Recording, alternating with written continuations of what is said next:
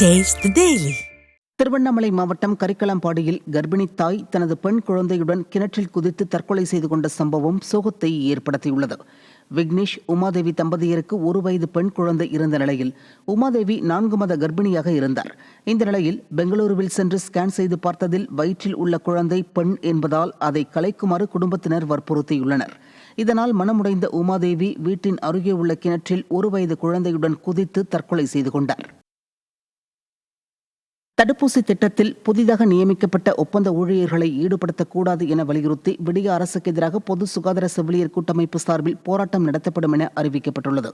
திண்டுக்கல்லில் செய்தியாளர்களிடம் பேசிய அந்த அமைப்பின் மாநில தலைவர் நிர்மலா, குழந்தைகள் பொதுமக்களுக்கு அதிக பாதிப்பை ஏற்படுத்தக்கூடிய தடுப்பூசி திட்டத்தில் புதிதாக நியமிக்கப்பட்ட ஒப்பந்த ஊழியர்களை ஈடுபடுத்தக்கூடாது என விடியா சுகாதாரத்துறை அமைச்சர் மற்றும் அதிகாரிகளிடம் மனு கொடுத்தும் எந்த நடவடிக்கையும் எடுக்கவில்லை என குற்றம் சாட்டினார்.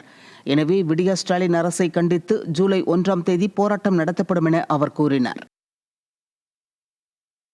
அனுபவமற்ற ஒப்பந்த செவிலியர்கள் மூலமாக துணை சுகாதார மையங்களில் தடுப்பூசி பணியை ஆற்ற வேண்டும் என்று பொது சுகாதாரத்துறை இயக்குனர் உத்தரவிட்டுள்ளார். இது மிகவும் வருந்தத்தக்கது, ஏற்புடையது அல்ல. இதை கடுமையான முறையில் நாங்கள் உறுதியாக எதிர்க்கின்றோம். மதுரை கடச்சனேந்தல் அருகே காதக்கிணறு பகுதியில் சாலையோரத்தில் கொட்டப்பட்டுள்ள மருத்துவ கழிவுகள் உள்ளிட்ட கழிவுகளை அகற்றாமல் உள்ளதாக அப்பகுதி மக்கள் குற்றம் சாட்டியுள்ளனர். காதக்கிணறு பகுதியில் தேசிய நெடுஞ்சாலையின் ஓரத்தில் மருத்துவ கழிவுகள், பிளாஸ்டிக் கழிவுகள் உள்ளிட்ட பல்வேறு கழிவுகள் கொட்டப்பட்டுள்ளது.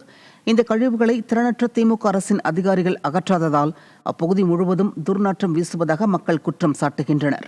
மேலும் அப்பகுதியில் தொற்றுநோய் ஏற்படும் அபாயம் உள்ளதாக மக்கள் அச்சமடைந்துள்ளனர். எனவே திறனற்ற திமுக அரசு விரைந்து இந்த கழிவுகளை அகற்ற வேண்டும் என அவர்கள் வலியுறுத்தியுள்ளனர்.